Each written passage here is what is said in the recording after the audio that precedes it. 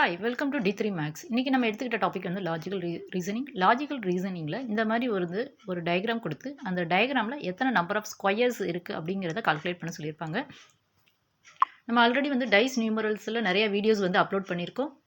So இப்போ இந்த diagram பார்த்தோம்னா என்ன இருக்குன்னா நம்பர் ஆஃப் ரோஸும் நம்பர் ஆஃப் காலம்ஸும் வந்து ஈக்குவலாக இருக்கும். அதாவது 3 rows 3 காலம்ஸ் இருக்குது. ஸோ இந்த மாதிரி நம்பர் ஆஃப் ரோஸும் காலம்ஸும் ஈக்குவலாக இருந்தால் இந்த மாதிரி ஷார்ட்கட் வந்து யூஸ் பண்ணுங்கள்.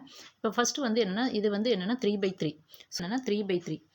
இப்போ ஃபஸ்ட்டு வந்து என்னென்னா 1 இருக்குது. ஸோ 1 ஸ்கொயர்னு போட்டுக்கிறோம். ப்ளஸ் ரெண்டாவது என்ன இருக்குது 2 இருக்குது. ஸோ 2 ஸ்கொயர் ப்ளஸ் லாஸ்ட் என்ன நம்பர் இருக்குது 3 ஸ்கொயர் போட்டோம்.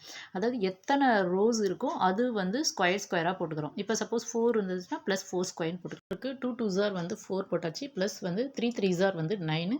ஸோ 1 ஸோ 1 + 4 வந்து 5 5 + 9 வந்து 14. So 14 is the answer. இது வந்து இந்த ஷார்ட்கட் வந்து எதுக்கு மட்டும்தான் யூஸ் பண்ணணும்னா, அதாவது number of rows and columns வந்து ஈக்குவலாக இருந்தால் தான் இந்த ஷார்ட்கட் யூஸ் பண்ணணும். அதாவது எத்தனை ரோஸ் இருக்கோ அதை ஸ்கொயர் பண்ணி சம் பண்ணி போட்டணும். இதுதான் இதோட ஷார்ட்கட்டு. Thank you so much.